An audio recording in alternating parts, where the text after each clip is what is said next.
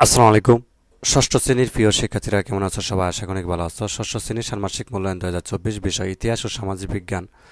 তো তোমাদের হচ্ছে আজকে পরীক্ষা, তো 100% সঠিক উত্তর দিচ্ছি। এটি হচ্ছে তোমাদের কাজ 2, ঠিক আছে? তো এর আগে কিন্তু কাজ 1-এর ক খ গ 4টি প্রশ্নের উত্তর আমরা দেখিয়েছি, তো সেটি অবশ্যই দেখে নিবে। ভিডিওস ক্লিক কিন্তু করলে কিন্তু পেয়ে যাবা, ঠিক আছে? অথবা এই ভিডিওর কমেন্টে দিয়ে দিব। তো এখানে দেখো যে কাজ 2-এ তোমাদেরকে যেটি বলা আছে এখানে তাই দেখলে বুঝতে পারবা যে আমরা যেটা দেখি কাজ 2-এ বলা আছে যে অতীত ও বর্তমান সামাজিক অবস্থা, ঠিক আছে? মানে অতীতকালীন সামাজিক অবস্থা বা মানুষের জীবন ও জীবিকা কীরকম ছিল সেটা, এবং বর্তমান মানুষের জীবন ও জীবিকা কীরকম সেটা, ঠিক আছে? তো আমরা এখানে বাকিগুলো পড়লাম না। তো এখানে জাস্ট বলা হচ্ছে একটি ছক পূরণ করতে তো হবে তোমাদের।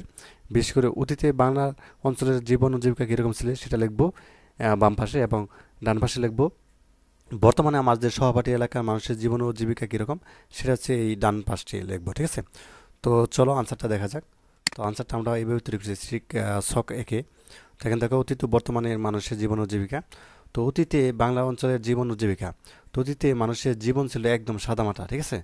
তো রাস্তাঘাট ছিল কাঁচা, বাড়িঘরগুলো ছিল আধা পাকা বা ছনের ঘর, ঠিক আছে? আর প্রধান পেশা ছিল কি কৃষিকাজ ইত্যাদি। তো তুমি চাইলে আরও কিছু অ্যাড করতে পারো, তো আমি এই পর্যন্ত লিখেছি। তো দেখো বর্তমানে আমার সহপাঠী এলাকার মানুষের জীবন ও জীবিকা। তো বর্তমানে কিন্তু সহপাঠী যেহেতু বর্তমান, তো অবশ্যই মানুষের জীবন উন্নত উন্নত অর্থাৎ উন্নত এবং হচ্ছে আধুনিক হয়েছে। তো আধুনিক জীবন এনেছে নগর সভ্যতা, কিংবা নগর সভ্যতা দিয়েছে আধুনিক জীবনের উন্মাদনা।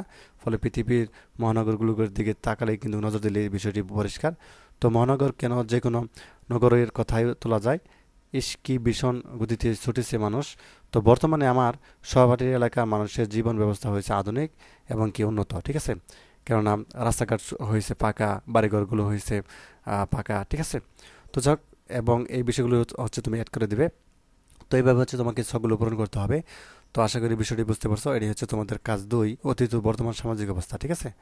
এই যে এটা, এই প্রশ্নের আলোকে তোমাদের হচ্ছে উত্তরটি করতে হয়েছে।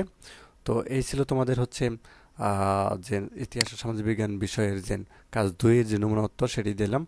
তো কয়ের, ঠিক আছে, এটা হচ্ছে কয়ের উত্তর। তো ধন্যবাদ সবাইকে এই ভিডিওটি দেখার জন্য। আল্লাহ হাফেজ।